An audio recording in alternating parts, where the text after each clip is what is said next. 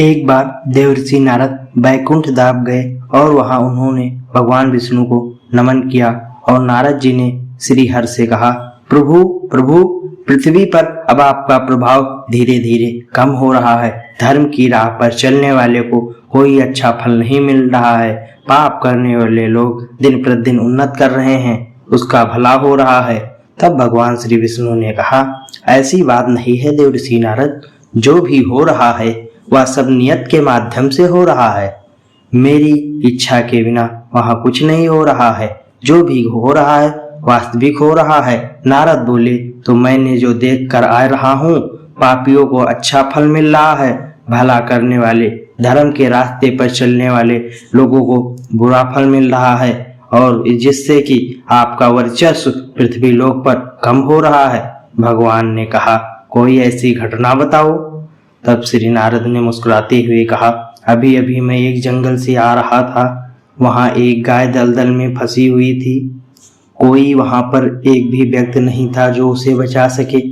तभी हमने देखा कि उस जंगल से दूसरी तरफ से एक चोर आ रहा था और जो गाय दलदल में फंसी हुई थी उसके पीठ पर पैर रखकर उस दलदल से वह नाग कर निकल कर आगे चला गया, और आगे जाने के बाद चोर को मोहरों से भरी एक थैली मिली।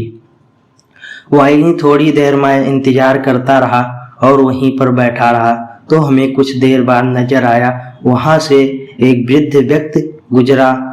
वह बहुत ही वृद्ध था, लेकिन उसने अपनी पूरी सामर्थ्य उस गाय को बचाने में लगा दी और उसने अपने शरीर का पूरा ताकत लगाकर उस गाय को बचा लिया। लेकिन मैंने देखा कि गाय को तो दलदल से निकाल लिया, वह साधु आगे चला गया, लेकिन वह साधु आगे एक गड्ढे में फिसल कर गिर गया।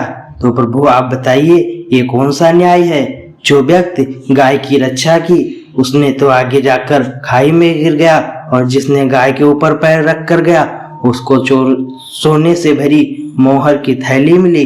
तो इस बात पर आपका क्या कहना है, बताइए। नारद की बात सुनने के बाद प्रभु बोले, यह सही ही हुआ।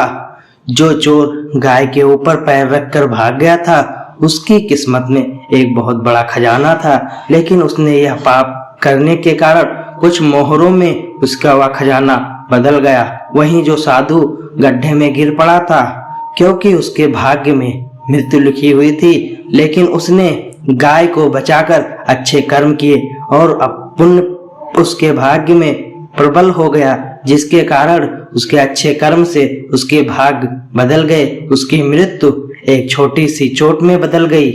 तो दोस्तों, हमें इस कहानी से यह सीख मिलती है, जीवन में सद्कर्म करते रहना चाहिए, किसी का अहित नहीं करना चाहिए। इतनी देर तक प्रेम पूर्वक सुनने के लिए हृदय की गहराइयों से बहुत बहुत धन्यवाद।